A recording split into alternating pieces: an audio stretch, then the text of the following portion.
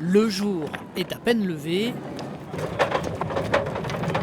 que déjà les semi-remorques de matériel franchissent les portes du Zénith. Objectif, scène, son, lumière, tout doit être installé dès ce midi.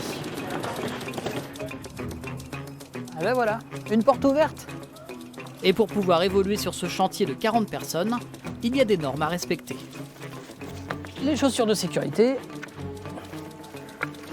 le casque pour pouvoir suivre la construction de la scène et l'accès au backstage. Allez, on y va. 350 sources doivent être branchées et vérifiées. Et ça, c'est uniquement la partie lumière. Parfois il y a des turbulences, comme aujourd'hui, là vous voyez j'ai une panne là-dessus, du coup forcément je passe du temps dessus.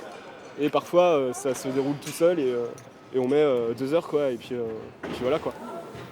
Pour ce concert de Kyo, l'équipe de production se compose d'une quinzaine de personnes, à laquelle s'ajoutent plus de 20 techniciens recrutés dans la région.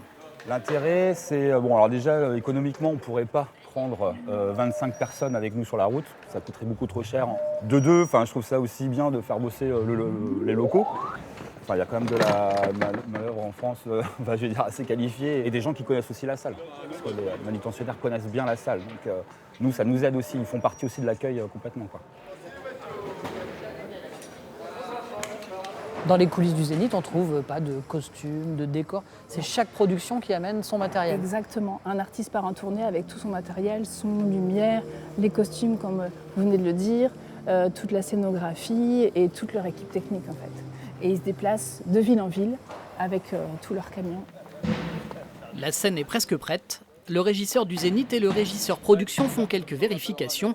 Une coordination essentielle pour le bon déroulement du concert. Au début du pont, quoi, lumière. Ok. Pas de problème. Savoir si la scène a les bonnes dimensions, le crash, les rideaux, toute la partie rig et tout ce qui va avec. La partie électricité et surtout veiller à ce que tout se passe bien en sécurité. Début d'après-midi, la majeure partie des techniciens sont partis se reposer. L'heure est aux ajustements son et lumière. Arrivant directement de Paris, Kyo est dans la place.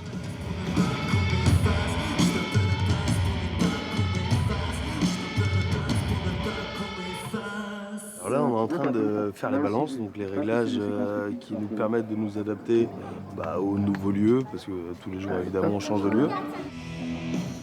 Les balances se terminent, mais le programme est encore chargé. Rendez-vous quelque part dans le bâtiment. Ah, on en parcourt du chemin pour découvrir un studio de radio.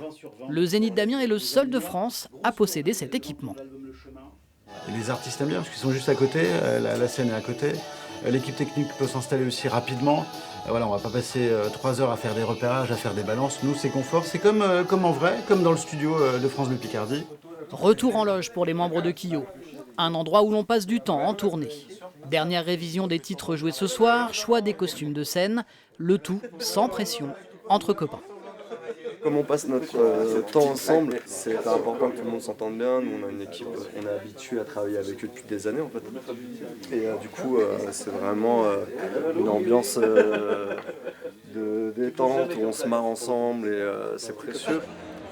Ce soir, le Zénith est plein à craquer. 6000 personnes ont fait le déplacement. En coulisses, dernier câlin collectif entre techniciens et musiciens. Ok les gars. Et c'est parti. On a parcouru le chemin, on a tenu la distance, et je te hais de tout mon corps, mais je t'attends. Après le concert, il faudra aussitôt démonter toute la scène et recharger les camions. Direction Toulouse pour poursuivre la tournée. Une journée de spectacle au Zénith d'Amiens, c'est comme ça, 70 fois par an.